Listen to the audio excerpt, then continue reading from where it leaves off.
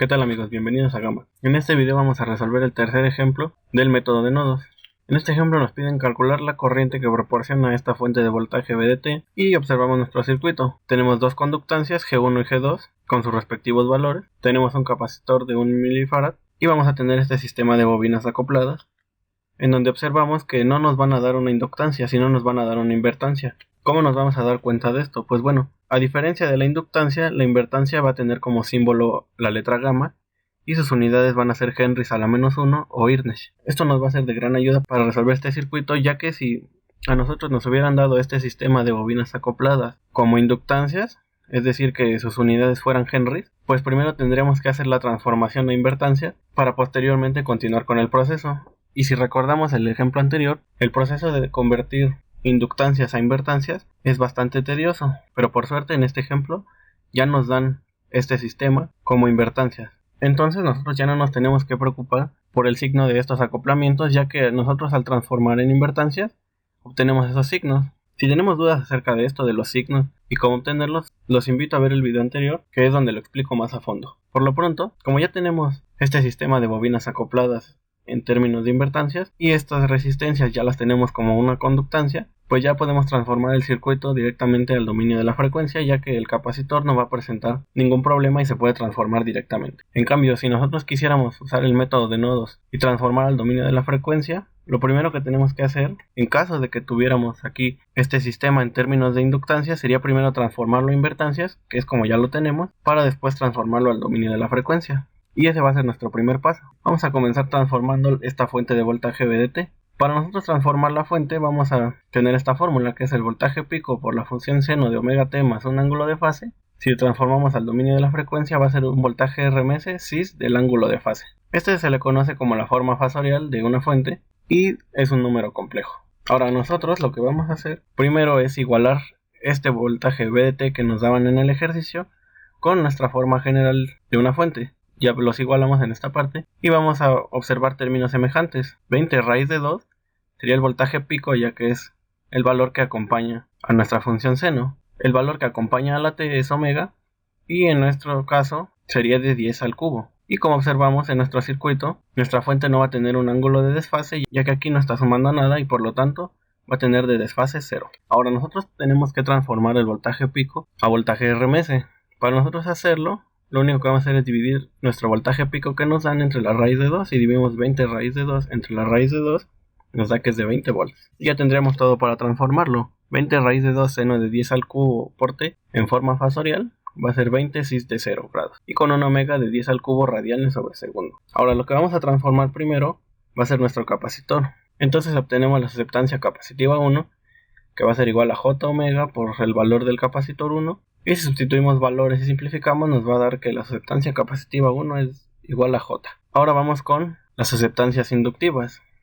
La susceptancia inductiva de lo que es la bobina 1,1 va a ser igual a menos J por la invertancia 1,1 entre omega. Lo mismo vamos a hacer para la susceptancia de la bobina 2,2, que es esta. Esta es igual a menos J por la invertancia de gamma 2,2, que la tenemos en esta parte, dividida entre 10 al cubo. Simplificando es de menos 0.3 J. Ahora para la susceptancia inductiva 3,3 es igual a menos J por la invertancia 3,3 entre omega, que va a ser de menos 0.2 J. Lo mismo hacemos para el acoplamiento magnético entre la invertancia 1,1 y la invertancia 2,2, que es la susceptancia inductiva 1,2, que es igual a menos J por la invertancia 1,2, que es la invertancia mutua entre gamma 1,1 y gamma 2,2 entre omega.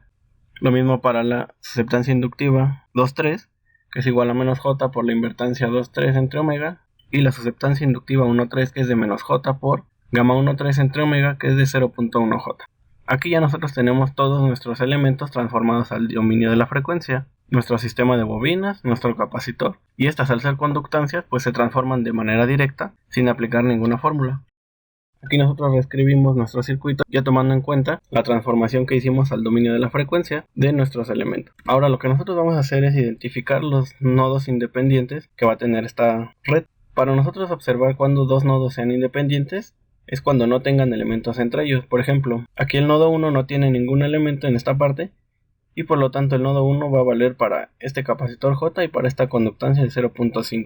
Y este nodo 2 va a ser el mismo para esta bobina de menos 0.2 J y para esta conductancia de 0.1. Y observamos que son dos nodos, ya que aquí existe esta bobina de menos 0.3J que va a estar conectada entre los dos y por lo tanto no puede ser el mismo nodo. Además de que también existe esta fuente de voltaje. Ya que nosotros identificamos estos nodos, lo que vamos a hacer es obtener el sistema de ecuaciones del circuito. En videos pasados ya platiqué acerca de cómo obtenerlo, pero lo vamos a recordar.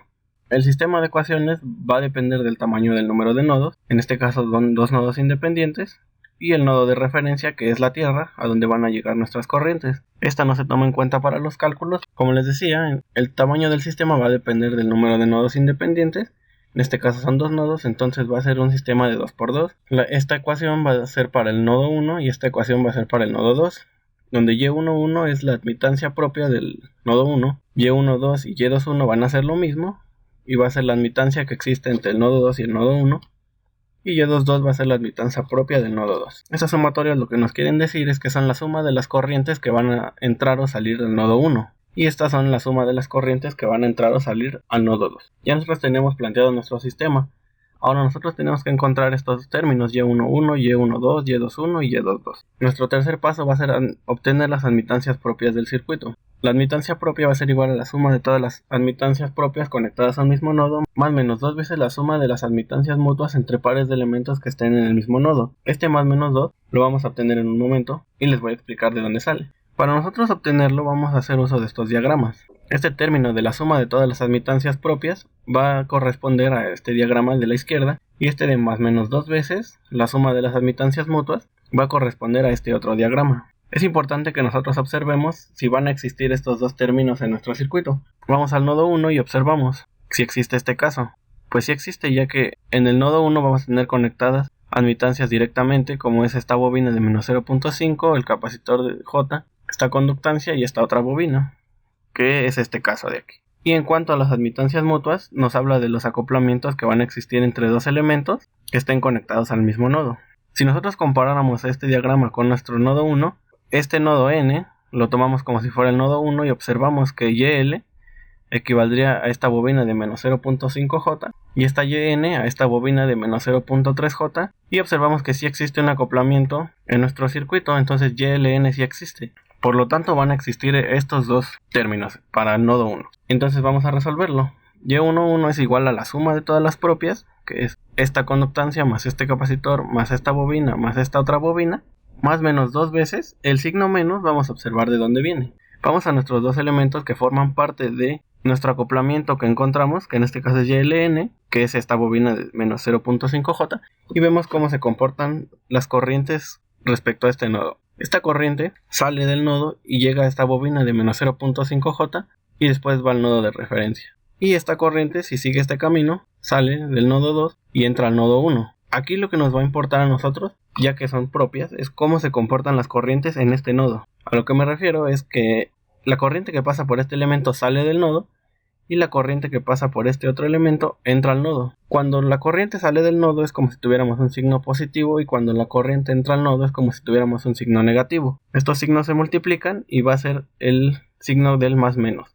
En este caso, una entra y la otra sale del nodo, y sería menos 2 veces, y el valor de la admitancia mutua que va a existir entre esos dos elementos. Si nosotros realizamos estas operaciones con números complejos, nos va a quedar que la admitancia propia del nodo 1 es de 0.05 más 0.3J.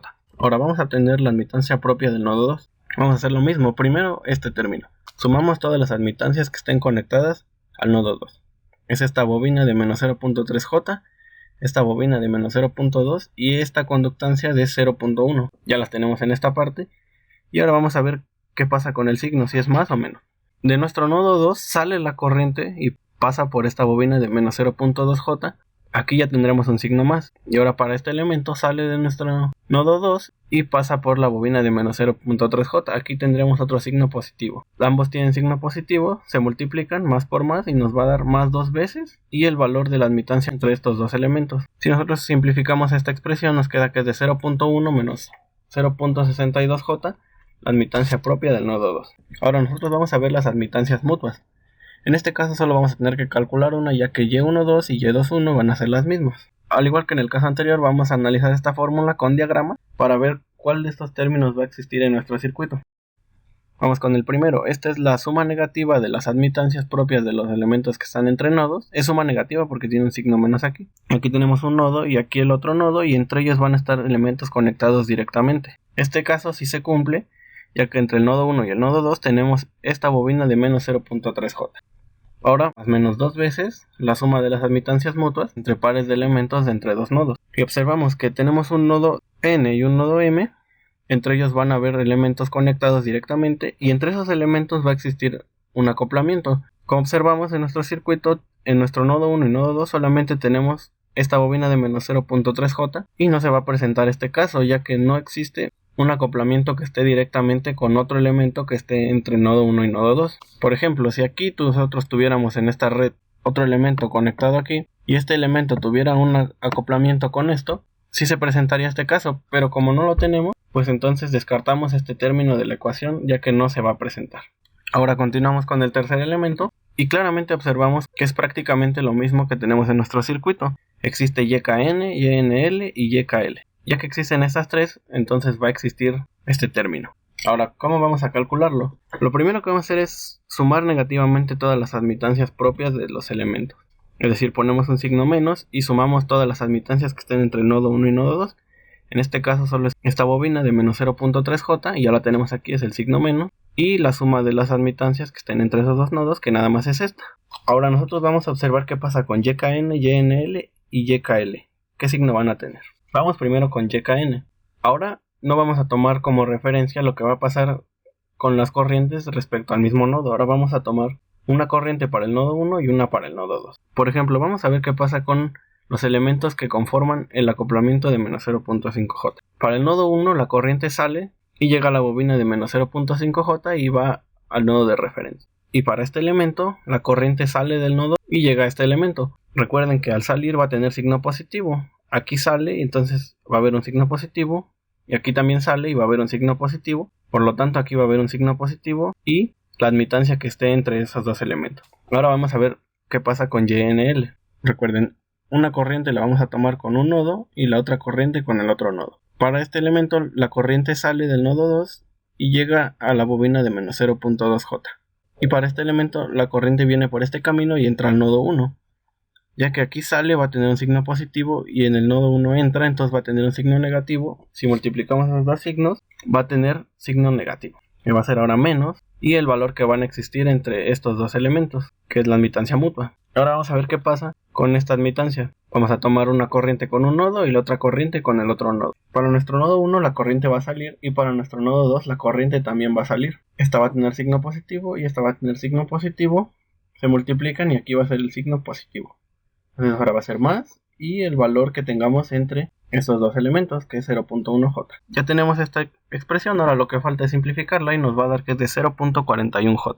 Ahora lo que nosotros vamos a hacer es sustituir nuestros valores en nuestro sistema de ecuaciones. Sustituimos y11, y12, y21, y22, y ahora vamos a ver qué pasa con la suma de las corrientes. Para nuestro nodo 1, la única fuente que va a estar conectada es esta de voltaje, y ya que la polaridad va de negativo a positivo, pues es como si la corriente saliera del nodo 1 y va hacia el nodo 2. Entonces va a tener signo negativo ya que sale del nodo 1. Y ahora para el nodo 2, esta fuente de voltaje tiene signo negativo y positivo. La corriente viene por este camino y llega al nodo 2.